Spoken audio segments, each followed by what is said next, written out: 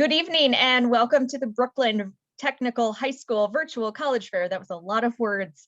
We're so excited that you've decided to join us tonight for our webinar. There has been a little bit of a change in the program. Lafayette College, who was scheduled to be part of this session, unfortunately cannot be with us tonight, but we do have 4 fantastic schools who will have 6 minutes each to present about their universities. If you have questions, the best way, actually the only way to do that, is by using the Q&A function. Go ahead and type those questions to the presenters at any time, not just during their presentation. Because this is a webinar, your camera and your microphone are turned off, so we can't see you, nor can we hear you. And there is one more group of sessions after this one. So if you would like to sign up and see some additional schools, you can do that. But if you have been college faired out and you just think, you know what, I'm going to go back and watch those sessions at a later time, you certainly can do that because all of our sessions have been recorded, and you can find those recordings at strivescan.com/Brooklyn Tech. So that's enough housekeeping for me. And without any further ado, I'd like to introduce our representative from Wells College. Thank you so much. I'm going to share my screen in just a minute.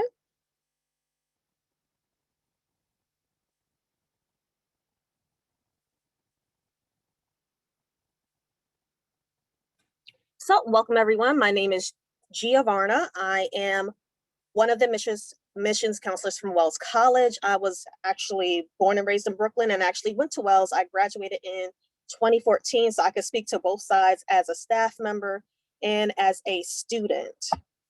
So where is Wells? So Wells is located in Central New York in the Finger Lakes Regions. The campus is right on Cayuga Lake. Like, you cross the street from campus and the lake is right there. We are a rural campus, you know, farms, trees, a lot of fresh air, very different than Brooklyn. We are about an hour from Syracuse, 35, 40 minutes from Ithaca, 5 hours from New York City. So to kind of give you a place of where it is. And to just so you know, we're a small school. Like, when I say small, think small, but then think smaller, because we have less than 500 students total. Like, your professors will know you, you will know your professors. So you will have that one-on-one tension that, you know, some people need. So Wells is a private liberal arts school. So we have a lot of different majors and minors. We have pre-professional tracks.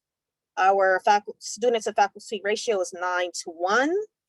We have something called the cross-registration program. So what that means is, whatever class that Wells does not have, you could go take at no additional cost at either Cornell University, Ithaca College, or Cayuga Community College.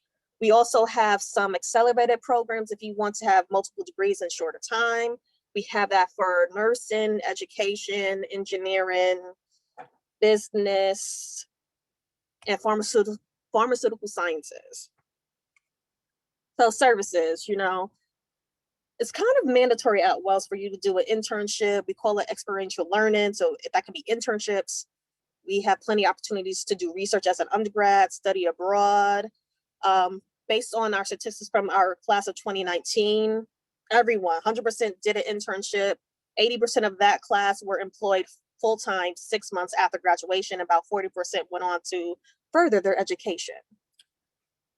So student life, a lot of clubs and organizations. Because we're so small, we're really inclusive community. You will find your people, basically. We're a residential campus. About over 90% of our student body lives in our residence halls. We have a lot of traditions.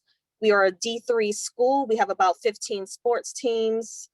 About 25% of our student body are an athlete. Some play more than one sport. So that kind of gives you an overview of student life. So to apply to Wells, it's completely free. There's no cost. We're on the Common App. We have our own application. We just need your high school transcript, letter of recommendation, and we call it a unique expression. It does not have to be the college essay. Not everyone can, you know, best express themselves through written word. So if you are an artist, show us your portfolio. Athlete, show us, you know, a recording of your athletic performance. We kind of want to know you as a person. So We're really holistic with that. We're test optional. We do not require the SAT, ACT. Campus is open, so you can have a private personal tour or a virtual tour, which is led by a current student. I'm trying to think. No interview is required. We have a lot of virtual options if you look online. I'll put some more information in the chat, but otherwise, let us know how you feeling, what's up. And I'll take questions in the Q&A, but I'm gonna pass it on to the next institution. Thank you so much. Our next presenter is from Bryn Mawr College.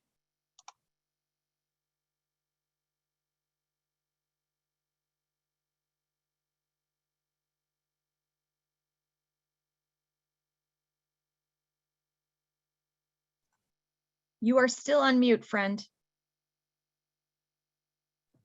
Sorry about that. So good evening, everybody. My name is Michaela Beagle. I'm an admissions counselor at Bryn Mawr College. I'm also born and raised in Brooklyn. And like many of you, I took my SHSAT right there in the Brooklyn Technical High School auditorium. So I've been where you are. And I'm really excited to share Bryn Mawr with you today. So for those of you that don't know, Bryn Mawr is a historically women's college, or a women's college as we just say, located in suburban Philadelphia, about 20 minutes outside the city. We have about 1,300 degree-seeking undergraduates from 44 states and 46 countries. And we see diversity reflected in our student body. In about 21% international students, just over 32% of students identifying as students of color, and then 19% of our students identify as first generation as well. So that's just a snapshot. Obviously, statistics are not a story of campus, but they are helpful to some people. So I always do like to provide the sort of percentages and numbers for students that feel like that's important to them. So similarly to Wells, we have a 9-to-1 student faculty ratio, and like most small liberal arts colleges, like what we are, we see that our most popular majors are English, biology, and sociology. No, excuse me. English, biology, psychology. I think psychology is a very common major at liberal arts colleges. We also award just over 2.5 times the national average of degrees to women in STEM disciplines. So if you're interested in STEM, a women's college is a great opportunity for you to really have an immersive experience that is surrounded by peers with sort of unparalleled opportunities and offerings. And I think that's really important for some students as well. So we also enjoy our consortium, which includes very close partnerships with some other well-known liberal arts colleges, including Haverford College, Swarthmore College. We also enjoy really close ties to the University of Pennsylvania.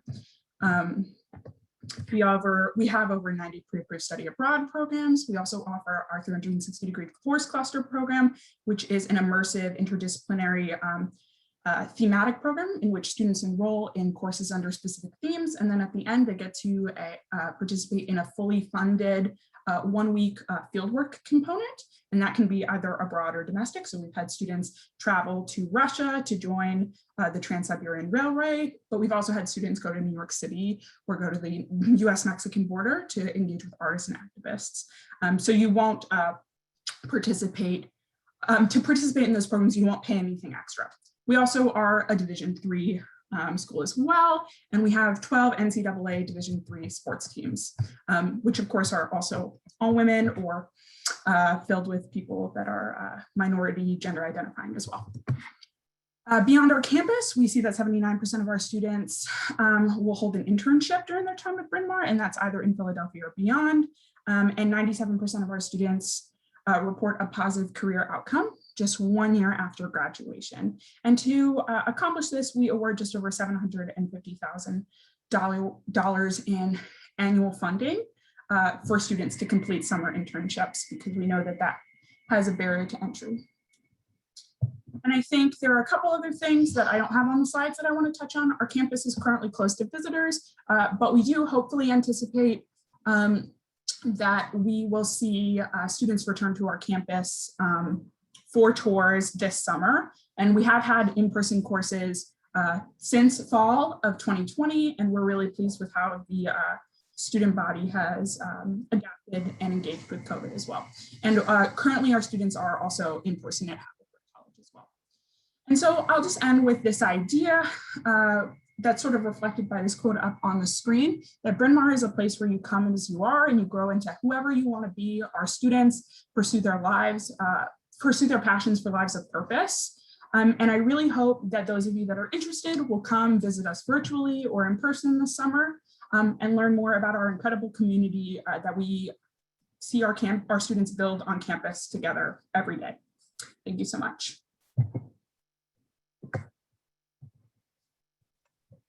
Thank you so much. Our next presenter is from Dickinson College. Wonderful, thank you. Sharing my screen now. Great. Hi, everyone. Good evening. My name is Caroline Smeagol. I am an admissions counselor at Dickinson. You can see my picture there along with the number 18 after my name. I am an alum of the college. I graduated in 2018 and like to say that I love this place so much, I never left. So I'm so excited to be here with you this evening to tell you a little bit more about Dickinson. You can start by just seeing this great shot of campus with one of our classrooms outside. Red Adirondack chairs are definitely a staple of the Dickinson campus, so keep an eye out for those if you get a chance to visit. So I can't cover everything about Dickinson tonight, but I'll start with some of the key pieces. And from there, I hope you'll do your own research or connect with me. But Dickinson is a private small liberal arts college located in Carlisle, Pennsylvania. Our location is fairly unique in that we sit right in the heart of Carlisle. So when you come to our campus, when you start at Dickinson, you're not just a Dickinsonian, you are a Carlilean. You are part of both communities, and we encourage our students to really engage in that way and connect with both. We're a really small place, and that's key to the experience on our campus. So our student to faculty ratio is 8:1, and our average class size is 14 students. We really want you to connect with your peers, with your professors. We believe that's the best way to enhance your learning environment and really be connected to our entire community. Explore other opportunities beyond the classroom too, internships, research, job opportunities, things like that. So we really value that small size of our school and really think that's something that makes Dickinson quite unique. So like I said, tons to know about this place, but I will be focusing on sustainability, global education, and engagement. Those are the pillars of a Dickinson education and a Dickinson experience. You can see that we are ranked top in the nation for study abroad and sustainability. But close to 2/3 of our students will study abroad during their time at Dickinson. Everyone will engage in sustainability. We've been ranked top in the nation for sustainability education, and we're thrilled to announce that we recently became carbon neutral. So just some key facts and figures to get us started. I'll also note as far as the engagement piece goes, students are engaged throughout their time on our campus, all 4 years, and then well into their time after Dickinson. You can see within 1 year of graduating, 98% of students are fully employed, entering another graduate program or doing some kind of long-term volunteer work. So I'll start with sustainability. I already mentioned we were top in the nation for sustainability education. As you go through your college search process, you are going to hear a ton about green colleges, and we love that. We love to say that we are a green campus, but we also have a green curriculum. So we want you to enjoy the sustainable campus that we've created and encourage you to participate in it and encourage it to be even more sustainable year to year. But we also want you to think about sustainability as it relates to your major and your study. So it really is this holistic approach to sustainability. Dickinson is very future focused in education and the courses that we offer. And this fits really nicely with that idea of a future focused education. One of the coolest things about Dickinson, in my opinion, is that we have a 180-acre organic college farm just 6 miles from our campus. This is really a living laboratory for our students and our community. You can go out there for campus events, for women's retreats, for Harvest Fest, to do research, to work on the farm, volunteer, and help contribute to some of the produce that goes right back into our cafeteria. The food on campus is wonderful, but this really represents the kind of learning environment that we value at Dickinson, a learning environment that you can thrive in the classroom and beyond the classroom. We don't really think learning ever stops when you're on our campus, and you can do it in so many different ways, both in the classroom and beyond. If you're not interested in farming, you don't have to go out to the farm, but I do encourage all students to at least join us for a farm to table dinner. You can see a great shot of one of those events here. It's one of, I think, probably the best traditions at Dickinson. Lots of great traditions, but that's one piece of Dickinson. The next piece I'll talk about is global education. So Dickinson is a very global campus. We're ranked top in the nation for our global offerings. On average, 12 to 14% of our students are international students. So it's both in the opportunities we present our students, but it's also our student body in the way that we are global and international.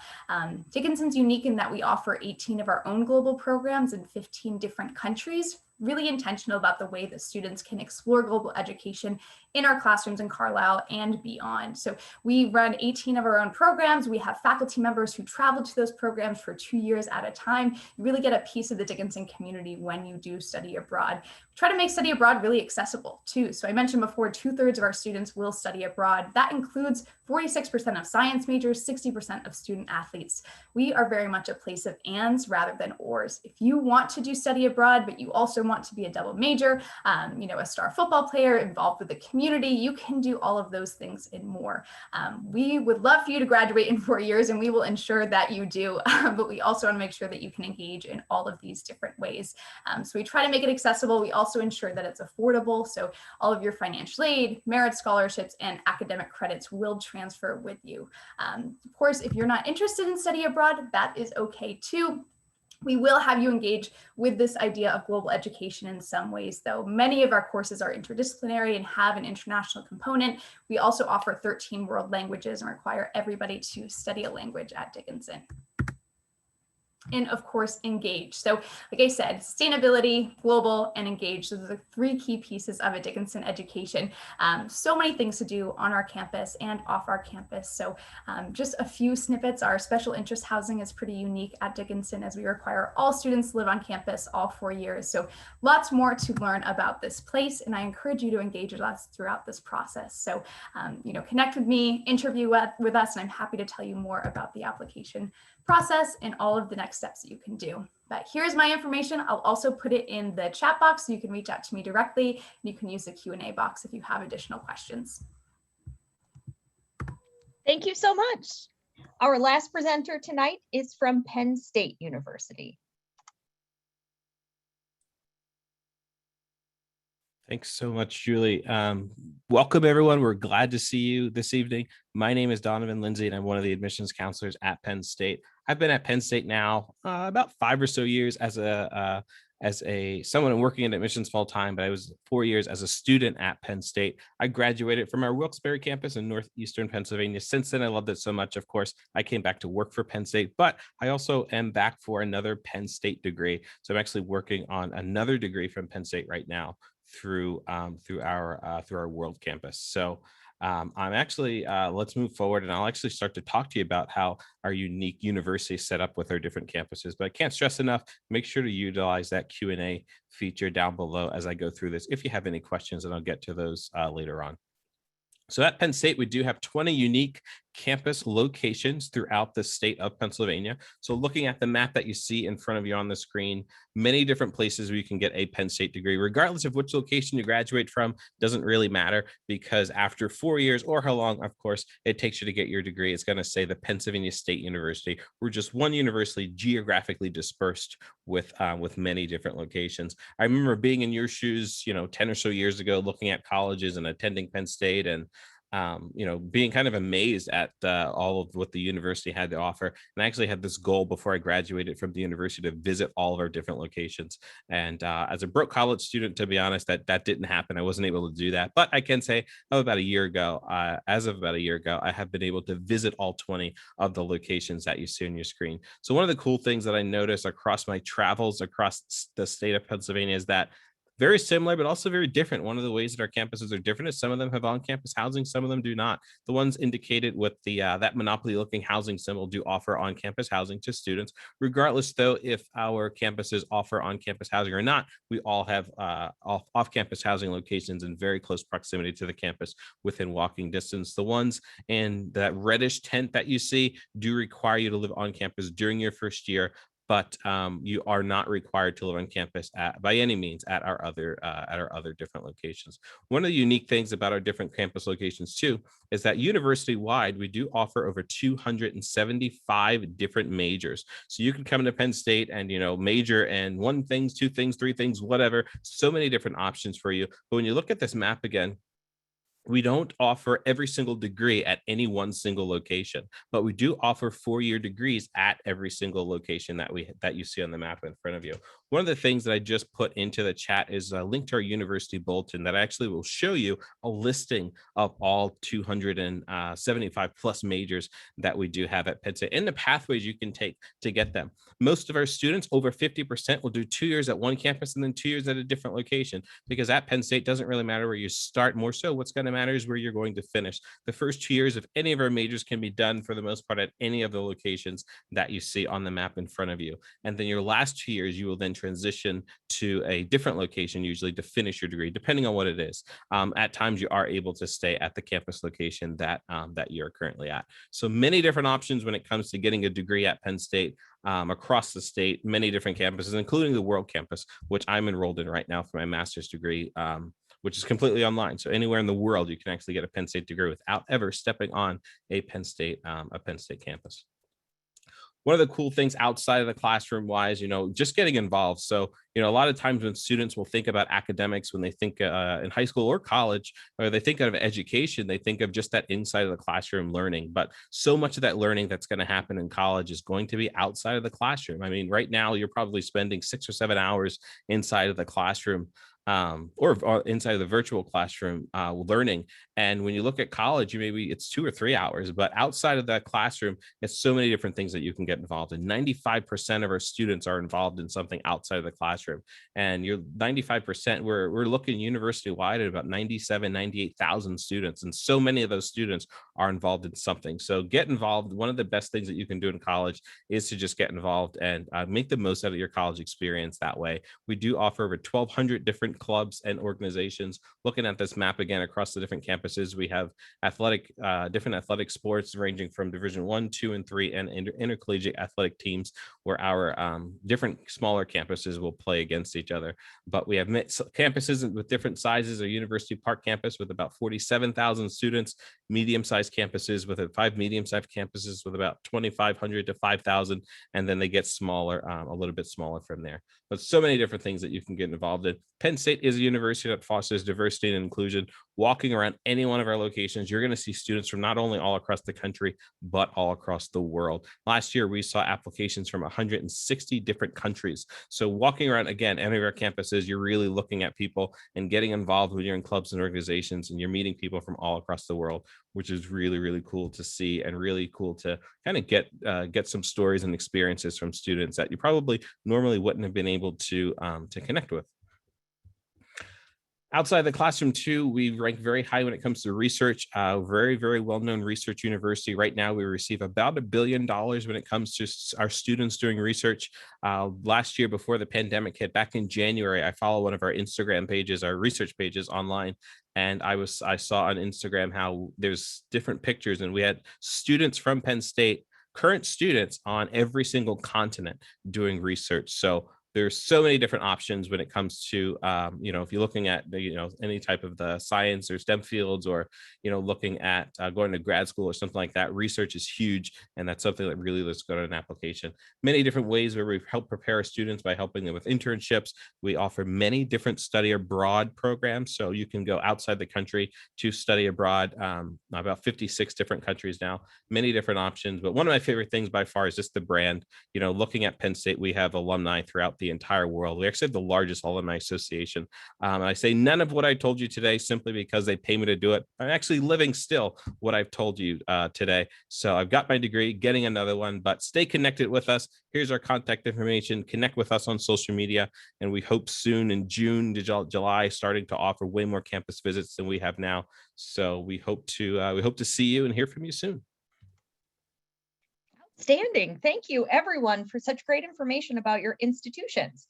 At this point, I would love if everybody could turn their camera back on and their microphone. And I want to ask one question of all of you before we let these students go off into their evening. So we will go in the same order in which you presented. And the question I'd love to ask is, what kind of advice could you give to these students as they are embarking on their college search? So Giovanna. Okay, so the biggest thing is to know yourself. Everyone should do a little self-reflection Like, can you get up on time? Do your parents still wake you up? Do you want to go to the city, out in the country? Like, what do you need to function for you to, get the grades you need, get the degree you need? What's right for your best friend might not be right for you. So just start asking yourself some questions. Excellent. Michaela. Yeah, I think, my advice to students, which always I think sounds a little counterproductive coming from an admissions counselor who loves and advocates for Bryn Mawr, is that sometimes it's okay to not feel like you understand this myth of the perfect college. I think I went to tour a lot of schools and I never felt like there was a perfect college, because in reality, college is a really hard sort of decision that involves a lot of different pros and cons that you don't even know until you're holding that admissions package in your hand. And I think sometimes it can be really hard, but you should explore the field and really figure out where your interests lie.